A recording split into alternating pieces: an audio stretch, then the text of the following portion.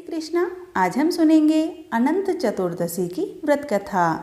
कथा शुरू करने से पहले आप सभी से मेरा एक निवेदन है, यदि आपको मेरे द्वारा सुनाई गई कहानी कथा अच्छी लगे तो मेरे वीडियो को लाइक और चैनल को सब्सक्राइब जरूर करें।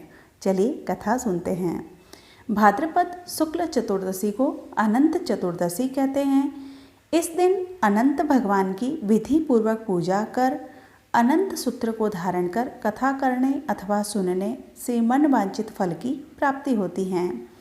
सूत जी ने नैमिषारण्य में रहने वाले शौनकादि 60,000 ऋषियों से कहा कि पूर्व समय में धर्मवीर युधिष्ठिर ने जरासंध के वध से निमित्त श्री गंगा जी के तट पर राजसूय यज्ञ का प्रारंभ करना निश्चित किया। श्री कृष्ण भगवान, भीमसेन और अर्जुन आदि अपने भाइयों के साथ धर्मराज ने अनेक रत्नों से सुशोभित, मोतियों से जड़ित इंद्र के भवन के समान यज्ञशाला बनवाई और वहां यज्ञ करने के वास्ते सब राजाओं को आदर के साथ बुलाया। धृतराष्ट्र पुत्र युवराज दुर्योधन भी वहां उपस्थित हुआ। यज्ञशाला बहुत ही विस्मयजनक बनाई गई थी। फर्श पर संरचना ऐसी थी कि जहाँ फर्श था वहाँ पानी का आभास होता था और पानी की जगह फर्श का। दुर्योधन जब वहाँ चलने लगा तो पानी समझ अपने वस्त्र ऊपर चढ़ाकर चलने लगा। इसी प्रकार आगे जाकर जमीन समझकर तेज चलने लगा तो वहाँ पानी था और पानी में गिर पड़ा। यह देखकर द्रौपदी आदि स्त्रियाँ महा ठहाके मारकर हंसने लगी। इससे दुर्योधन बड़ा क्रोधित हुआ और अपने मामा शकुनी के साथ अपने राज्य में वापस जाने के लिए उठ खड़ा हुआ। उस समय शकुनी ने दुर्योधन से ये मधुर वचन कहा कि हे राजन, आगे के कार्य का विचार कर अभी आप महाक्रोध का परित्याग करें और इस यज्ञ से अपने घर चलने के वास्ते उठ खड़े होवें। बहुत ठीक, ऐसा कहकर दुर्योधन यज्ञशाला से सीधा बाहर आ गया और समस्त राजा लोग भी यज्ञ को छोड़कर अपने अपने राज्य में जाने लगे। कुछ समय पश्चात दुर्योधन ने उन सब राजाओं को हस्तिनापुर बुलाया। उसने युधिष्ठिर, भीम, अर्जुन आदि श्रेष्ठ पांडवों को भी बुलवाकर उनके साथ जुआ खेलने लगा। जुए में राजा युधिष्ठिर राजपाट सब कुछ हार गए और इस जुए में उसने निष्पाप पांडवों का सब कुछ जीत लिया। तब पांडव 12 वर्ष तक वन में जाकर वनवासियों की तरह रहने लगे। तदंतर जगत के ईश्वर श्री कृष्ण भगवान को यह सारा वृतांत ज्ञात हुआ। तब वे भाइयों के साथ युधिष्ठिर से मिलने के लिए वन में पधारे। सूत जी बोले कि हे वन में निवास करने वाले और दुख से दुर्बल हुए पांडवों ने श्री महात्मा श्री कृष्ण भगवान को आए हुए देखकर सबने बारी बारी से प्रणाम किया। युधिष्ठिर ने कहा कि हे केशव, मैं मेरे सब भाइयों के साथ यहाँ वन में दुखी हूँ।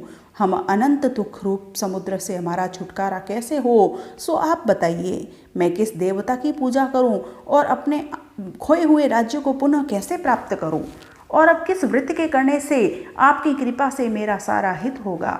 तब श्री कृष्ण बोले कि हे युधिष्ठिर, पुरुष और स्त्रियों के सब पापों का नाश करने वाला अनंत नामक एक व्रत है जो भाद्रपद मास की शुक्ल चतुर्दशी के दिन होता है। उस व्रत के करने से सब पापों का क्षय हो जाता है। युधिष्ठिर ने पूछा कि हे कृष्ण भगवान, ये अनंत कौन है प्रभु? आपने जो अनंत बतलाया सो क्या वे शेष भगवान हैं, अथवा वह अनंत तक्षक सर्प हैं, अथवा वह अत्यंत पर ब्रह्म परमात्मा हैं? वह अनंत कौन है, सो आप मुझे सत्य कहिए। श्री कृष्ण भगवान ने कहा, हे धर्मराज, मैं ही अनंत हूँ। मेरे स्वरूप को ही तो अनंत जान।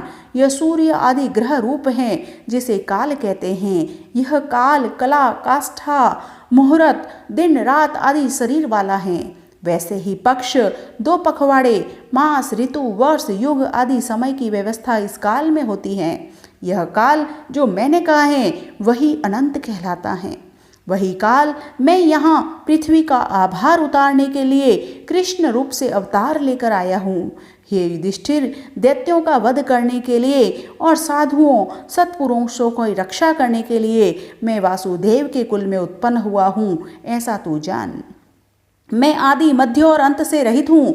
मैं ही कृष्ण हूँ, हरि शिव वैकुंठ सूर्य चंद्रमा सर्वव्यापी परमेश्वर, योगियों के ध्यान करने योग्य उत्तम विश्व विराट रूप सर्वरूप अनंत हूँ, जिसमें 14 इंद्र, 8 वसुदेव, 12 आदित्य, 11 रुद्र, 7 ऋषि, 7 समुद्र, 7 पर्वत, नदियाँ, वृक्ष, 27 नक्षत्र, 10 दिशाएं, पृथ्वी पाताल आदि, नीचे के 7 लोक और स्वर्ग आदि, ऊपर के 7 लोग, सब कुछ मुझ में ही है, इसमें कुछ संदेह मत कर। तब युधिष्ठिर ने पूछा कि हे ज्ञानियों में श्रेष्ठ भगवान, आप अनंत व्रत का महात्म्य और उसके करने की विधि बताइए। इसके करने का क्या पुण्य फल प्राप्त होता है, किसका दान करना चाहिए और किस देवता की पूजा करनी चाहिए, पहले यह व्रत किसने किया और इस मृत्यु लोक में इसे किसने प्रकाशित किया, इस पर विस्तार पूर्वक आप मुझे अनंत व्रत बतलाइए। श्री कृष्ण भगवान ने कहा कि हे राजन, पूर्व समय में सतयुग में सुमंतु नाम एक ब्राह्मण हुआ था। उसने वशिष्ठ गोत्र से उत्पन्न भृगु नामक ऋषि की दिशा नाम वाली सुंदर कन्या से वेद की विधि से विवाह किया। उस दिशा से कुछ समय के पश्चात अनंत शुभ लक्षण वाली एक पुत्री हुई। उस सुशील कन्या का नाम शीला रखा गया। वह अपने पिता के घर में बढ़ने लगी। कुछ समय के अनंतर उसकी माता दीक्षा ज्वर से पीड़ित हुई। उस दुख से वह नदी के जल में डूबकर मर गई और वह पतिव्रता स्वर्ग को चली गई। तब उस सुमंतु ने धर्म नामक पुरुष की दुशीला नामक कन्या से विधि पूर्वक दूसरा विवाह किया। वह दुशीला अपने नाम के अनुरूप दुष्ट स्वभाव वाली, कर्कशा, कठोर वचन बोलने वाली, चंडी, उग्र स्वभाव वाली और नित्य कलहकारिणी थी। वह शीला कन्या अपने पिता के घर को झाड़ने संवारने आदि काम में चतुर हो गई। वह भीतें, खंबे, दरवाजे, दहली और तोरण पर नान, सुवर्ण के स्वास्तिक, शंख, कमल आदि के चित्र नीले, पीले, काले, सफेद आदि रंगों से लिखती और बारंबार सराहती थी। इस प्रकार वह मंगल स्वरूप शीला अपने पिता के घर में बढ़ती बढ़ती तारुण्य अवस्था को प्राप्त हो गई। उसे देख वह ब्राह्मण विचार करने लगा कि इसकी गुणों के योग्य किस वर के साथ इसका विवाह करूं, और वर न मिलने से दुखी हो गया। इतने में सब मुनियों में उत्तर, वेदों में श्रेष्ठ श्रीमान कौंडिन्य नाम के मुनि वहां पर आ गए। उस कन्या के साथ विवाह करने की इच्छा से वहां आए और उन्होंने सुमंतु से कहा कि मैं तुम्हारी स्वरूपवती कन्या को ब्याहना चाहता हूँ। यह सुनकर कन्या के पिता ने ब्राह्मणों में उत्तम उन कौंडिन्य ऋषि को शुभ मुहूर्त में अपनी कन्या का दान कर दिया। हे युधिष्ठिर, उसका विवाह वेद की विधि से कर दिया गया और स्त्रियां मंगल गीत गाने लगी, ब्राह्मण स्वास्ति वाचन करने लगे और बंदी जन जय जयकार करने लगे। विवाह समाप्त होने पर सुमंत ने अपनी कर्कशा भार्या दुशीला से कहा कि जामाता, दामाद को पारितोषिक इनाम रूप में कुछ देना चाहिए। यह सुनकर कर्कशा क्रोधित हो गई और जो कुछ देना था उसे पेटी में बंद कर और घर की शोभा बिगाड़ कर दामाद से कहने लगी कि आप जाइए, आपको देने के लिए हमारे घर में कुछ भी धन नहीं है, तो आप देख लें। यह सुनकर सुमंतु ऋषि उदास हुए और उस दुशीला ने भोजन से बचे हुए चूर्ण आटे से पाथेय बनाकर दे दिया। कौंडिन्य मुनि अपनी नवविवाहिता स्त्री शीला को बैलों के रथ पर बैठाकर वहां से प्रस्थान किया। चलते चलते रास्ते में पुण्यकारिणी यमुना नदी को देखा। उसे पार कर नदी के तट पर रथ को खड़ा किया और शिष्यों को रखवाली में नियत कर आप नित्य नियम आदि करने पर चले गए। मध्या में भोजन के समय शीला रथ से नीचे उतरी। उसने नदी के किनारे पर लाल वस्त्र पहने हुए स्त्रियों के समूह को देखा। चतुर्दशी के दिन भगवान वासुदेव का भक्तिपूर्वक पूजन देखकर उसने स्त्रियों से जाकर पूछा कि हे आर्या, यह क्या है? मुझे यह व्रत किसका और कैसा है, ये बताइए। यह सुनकर वे स्त्रियां सुशीलवती शीला से कहने लगी कि यह अनंत भगवान का व्रत है, इसमें अनंत भगवान की पूजा की जाती है। यह सुनकर शीला ने कहा कि मैं भी इस उत्तम व्रत को करूंगी। इसकी विधि क्या है, किसका दान दिया जाता है और किसकी पूजा की जाती है? स्त्रियां बोली कि हे शीले, एक प्रस्थ शेर भर उत्तम अन्न के मालपुआ आदि पकवान बनाकर आधा भाग ब्राह्मण को देवें, शेष आधा भाग अपने भोजन के वास्ते रखें, पश्चात अपनी शक्ति अनुसार दक्षिणा देवें, कंजूसी न करें, नदी के तीर पर व्रत करें और अनंत भगवान की कथा सुनें। कुश की शेष अनंत भगवान की मूर्ति बनाकर उसे बांस की पिटारी में रखें। फिर स्नान करा के मंडल में विराजमान करें। चंदन, दीप, पुष्प, धूप से पूजन कर अनेक प्रकार के पकवान सहित नैवेद्य भोग धरें। पुनः उन अनंत भगवान के सामने मजबूत डोरा लेकर केसर में रंगकर 14 गांठें लगाकर उसे बाएं हाथ में रखकर यह मंत्र बोले कि हे वासुदेव, इस अंतरहित संसार रूपी महासमुद्र में डूबे हुए मेरा आप भली प्रकार से उद्धार करें, अपने अनंत स्वरूप में लीन करें। सूत्र रूपी अनंत भगवान आपको बार बार नमस्कार हैं। यह मंत्र बोलकर पीछे उस अनंत सूत्र को भुजा पर बांधें। स्वस्थ चित्त हो भोजन करें। विश्वरूप नारायण अनंत भगवान का ध्यान कर भोजन कर अपने घर जावें। हे भद्रे, यह व्रत हमने तुझे बता दिया है। श्री कृष्ण भगवान ने कहा, हे राजन, ऐसा सुनकर उस शीला ने भी प्रसन्न मन से व्रत किया और 14 ग्रंथि गांठ वाला सूत्र अपनी बाईं भुजा पर बांध लिया। जैसे उससे कहा गया था वैसे मार्ग के भोजन का आधा भाग गरीबों को, ब्राह्मणों को दिया और आधा भाग उसने पति के साथ बैलों के रथ पर बैठकर अपने घर को चली गई। रास्ते में शुभ शकुन होने से उसे उसी समय पूर्ण विश्वास हो गया। उस अनंत व्रत के करने से उसके घर में गौर धन, गौ बल आदि की वृद्धि हुई। धन्य धान्य आदि से घर भर गया और गतिविधियों के पूजन से घर सदा सुंदर और हरा भरा रहने लगा। वह शीला भी मणिक रत्नों की करघनी, कंदोरा और मोतियों के हार से सुशोभित और उत्तम गहने पहन अपने पति के साथ सावित्री के समान सुखपूर्वक घर में विचरण करने लगी। इस तरह से शीला ने अनंत भगवान का व्रत रखा। एक समय शीला के पति कौंडिन्य ब्राह्मण ने अपने पास बैठी हुई अपनी स्त्री की भुजा पर बंधा हुआ डोरा देखा, जिसे देख वह बोले कि हे शीले, यह डोरा काहे का है, क्या है? क्या मुझे वश में करने के वास्ते बनाया है? यह सुंदर डोरा किसके लिए बांधा है? शीला ने उत्तर में कहा कि जिसकी कृपा से यह सब धन धान्य आदि संपदा मनुष्यों को मिलती है, वह अनंत रूप सूत्र मैंने बांधा है।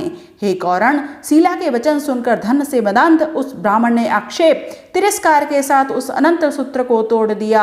अनंत कौन है, ऐसा कहते हुए उस पापी मूर्ख ने उसे अग्नि में डाल दिया। उसे देख शीला ने हाहाकार करते हुए उस सूत्र को अग्नि से उठाकर जल में डाल बुझा दिया। इस पाप कर्म के फल से कौंडिन्य की वह सब लक्ष्मी नष्ट हो गई। गौ आदि धन को चोर चुरा कर ले गए। घर में आग लग गई। धन जाता रहा, जो जैसे आया था वैसे ही चला गया। नित्य प्रति स्वजनों कुटुंब के साथ कलह होने लगा। बांधवों से लड़ाई झगड़े होने लगे और अनंत सूत्र के फेंकने से घर में दरिद्रता आ गई। हे युधिष्ठिर, अब उसके साथ कोई भी मनुष्य बात तक नहीं करता था। वह शरीर से जलने लगा और मन से दुखी हो गया। परम आपदा को प्राप्त होकर कौंडिन्य ने कहा, हे शीले, अचानक ही आया यह शोक हमें अत्यंत दुखी कर रहा है और धन का भी क्षय हो गया। घर में कुटुंब वालों से कलह होता है और मुझे कोई भाषण तक नहीं करता है। शरीर में सदा संताप रहता है, चित्त में भारी खेद रहता है। क्या कारण हो सकता है? अब क्या करने से भला हो सकता है? सो यदि तू जानती है तो कह। शीलवती सुशीला शीला ने उसे प्रत्युत्तर में कहा, हे महाभाग, अनंत सूत्र के तिरस्कार रूप पाप कर्म का ही यह फल हो सकता है, अतः उसके लिए प्रयत्न करें। शीला के ऐसा करने पर वह ब्रह्म ऋषि मन ही मन में हरि के शरण में गया और पश्चाताप करने लगा और उदास होकर तप करने के विचार से वन में चला गया। वहां पर वायु मात्र का भक्षण कर तपस्या करने लगा और मन में उस प्रभु का ध्यान कर चिंतन करने लगा, जिसकी कृपा से सब संपत्ता हुई थी, जिसके अपमान से नष्ट हो गई थी। यह धन आदि मुझे अत्यंत सुख और दुख के देने वाले हैं। ऐसे चिंतन करता हुआ वह ब्राह्मण उसे घने वन में घूमने लगा। वहाँ उसने फलों से लदे आम के वृक्ष को देखा, जिस पर एक भी पक्षी नहीं था और जिसमें करोड़ों कीड़े लगे हुए थे। उस वृक्ष से पूछा, हे वृक्ष, क्या तूने अनंत को देखा है? हे सौम्य, मुझे बता, मेरे चित्त में अत्यंत दुख हो रहा है। उसने उत्तर दिया कि हे भद्र, मैंने अनंत को कहीं नहीं देखा। इस प्रकार निराश होकर वह ब्राह्मण दुखी होकर आगे गया। वहाँ उसे अपनी बच्चिया के साथ वन में इधर उधर दौड़ती हुई गौ मिली। उसने गौ से पूछा कि हे गौ, यदि तूने अनंत को देखा हो तो कह। गौ ने कौंडिन्य से कहा कि हे द्विजवर, मैं अनंत को देखा है मैंने, तो मैं अनंत को, लेकिन मैं अनंत को जानती नहीं। आगे जाकर उसने बहुत घास वाले प्रदेश में बैठे एक बैल को देखा। उसने उससे पूछा, हे वृषभ, क्या तूने अनंत को देखा है? बैल ने उत्तर दिया, नहीं, मैंने अनंत को नहीं देखा। आगे चलकर उसने 2 बावड़ियां देखी जिनका जल परस्पर एक दूसरे से मिलता था, जिनमें लहरें चल रही थी, जो कमल, कलहार, कुमुद, उत्पल आदि पुष्पों से ढके रहने से शोभा देती थी और भौरों के गुंजावर तथा हंस, चकोर, बतख, बगुला आदि के चहकने से वातावरण संगीतमय बना रही थी। ब्राह्मण ने उन दोनों बावड़ियों से पूछा, क्या तुम दोनों ने कहीं अनंत को देखा है? उत्तर में बावड़ियों ने कहा, हे द्विज, हमने अनंत को नहीं देखा। आगे जाते उसने गधे और हाथी देखा। उनसे भी उसने वही बात पूछी, क्या तुम दोनों ने अनंत को देखा है? ऐसा पूछते पूछते कुछ निराश होकर वह वहीं बैठ गया। हे राजन, इस प्रकार वह जीवन से निराश होकर, व्याकुल होकर पृथ्वी पर गिर पड़ा। पुनः सावधान होने पर, होश आने पर वह अनंत का नाम लेता हुआ उठ बैठा और प्राण छोड़ने की ठान ली। हे युधिष्ठिर, ज्यों ही एक वृक्ष पर फांसी बांधने लगा, त्यों ही अनंत भगवान उस वृक्ष से ब्राह्मण का रूप धारण कर उसके सामने प्रकट हुए और उससे कहा, यहाँ आओ, और उसका दाहिना हाथ पकड़कर उसे एक गुफा के अंदर ले गए। उस ब्राह्मण को एक पूरी गुफा दिखाई दी, जिसमें अनेक दिव्य स्त्री पुरुष थे और स्वयं भगवान एक अलौकिक सिंहासन पर विद्यमान थे। उनके हाथों में शंख, चक्र, पद्म, गदा शोभा दे रहे थे। गरुड़ सेवा के हाथ जोड़े खड़े थे। वहां उसने अनंत विश्व विराट स्वरूप के दर्शन किए, जिसकी अनंत विभूतियां हैं, जिसका अंत ही नहीं आता, जिनका अपरिमित पराक्रम है, जो कौस्तुभ, मणि, वनमाला आदि आभूषण धारण किए हुए हैं। उन देवादिदेव अजय अनंत भगवान के दर्शन कर उस ब्राह्मण ने भगवान को प्रणाम करते हुए कहा, आपकी जय हो। हे प्रभु, मैं पापी हूँ, मैं पाप कर्म करने वाला हूँ। मेरी आत्मा पाप रूप है और पाप ही से मैं उत्पन्न हुआ हूँ। हे कमल नयन प्रभु, मेरी रक्षा करें और मेरे सब पापों का हरण करें। यह सुनकर अनंत भगवान बड़ी कोमल वाणी से बोले, हे विपेंद्र, तू मत डर, तेरे मन में जो हो रहा है सो कह। तब कौंडिन्य बोला, हे भगवान, लक्ष्मी से गर्वित होकर मैंने अनंत सूत्र को तोड़ डाला। उस पाप के फल से मेरी लक्ष्मी नष्ट हो गई। घर में स्वजनों से कलह हो रहा है, मुझसे कोई भाषण तक नहीं करता।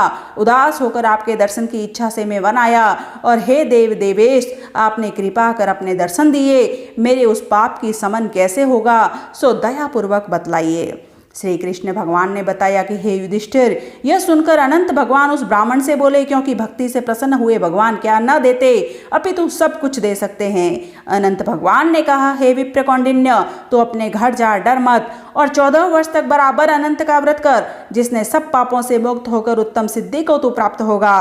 पुत्र पौत्र उत्पन्न कर, मन चाहे भोग भोग कर अंत में मेरा स्मरण कर ले, तू निसंदेह मेरे पास ही आ जाएगा।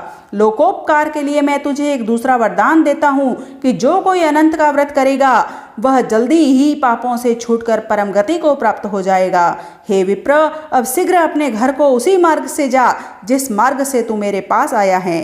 तब कौंडिन्य ने कहा, हे स्वामिन, मैं आपसे कुछ पूछना चाहता हूँ। मैंने वन में घूमते हुए कुछ लोगों को देखा है, कुछ वस्तुओं को, कुछ कौतुक देखे हैं। वह सब क्या था? वह आम का वृक्ष कौन है? वह कौन है? गौन है? वह बैल कौन है?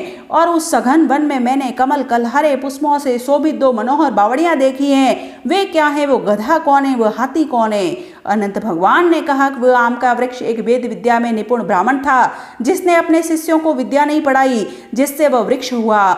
जो गौ तूने देखी वह बीज को ग्रसने वाली पृथ्वी थी। जो तूने बहुत घास वाले स्थान में बैठा बैल देखा वह सत्य रूप धर्म था। वे दोनों बावड़ियां धर्म और अधर्म की व्यवस्था करने वाली ब्राह्मणियां थी, जो आपस में बहनें थी। धर्म और अधर्म जो कुछ होता उसे वे दोनों आपस में बांट लिया करती थी। वेद जानने वाले ब्राह्मणों और गरीबों को कुछ नहीं दिया करती थी। वे गरीब भिक्षुकों को भिक्षा नहीं देती थी। इसी पाप से वे बावड़ियां हुई और उनका जल आपस में मिलता था। तूने जो गधा देखा वह क्रोध था, और जो हाथी देखा वह अभिमान था। जो वृद्ध ब्राह्मण था वह मैं ही हूँ, और वह गुफा संसार रूपी गुफा है। इतना कहकर देवादिदेव अंतर्ध्यान हो गए। ब्राह्मण स्वप्न की तरह ये सब देखकर अपने घर आ गया, और बराबर 14 वर्ष तक अच्छी तरह से व्रत कर अनंत भगवान ने जैसा कहा था वैसा सब भोग कर अंत समय में अनंत भगवान का स्मरण करता हुआ ब्राह्मण अनंतपुर को प्राप्त हो गया। वैसे हे राजन, तू भी कथा सुनकर व्रत कर, निश्चित ही सब पदार्थों को प्राप्त हो जाएगा। जैसा अनंत भगवान के वचन 14 14 वर्ष तक करने से जो फल उस ब्राह्मण को मिला वह तुझे 1 वर्ष करने और कथा कहने से प्राप्त हो जाएगा। हे राजन, मैंने तुझे यह सब व्रतों में उत्तम व्रत कहा है, जिसके सुनने से सब पापों से मुक्त हो जाते हैं, इसमें संदेह नहीं है। और व्रत करने वाले वे पुरुष एवं स्त्रियां भी पापों से छूटकर भगवान के परम धाम को प्राप्त हो जाते हैं। हे गुरुकुल में उत्पन्न राजन, इस व्रत का विधि विधान पूर्वक 14 वर्ष तक व्रत करते हुए 4वें वर्ष के अंत में व्रत उद्यापन कर जो मनुष्य श्रद्धापूर्वक यह व्रत करेगा, निश्चित ही वह सुख शांति भोगते हुए अंत में मुझ में ही प्राप्त होगा। ओम अनंताय नमः।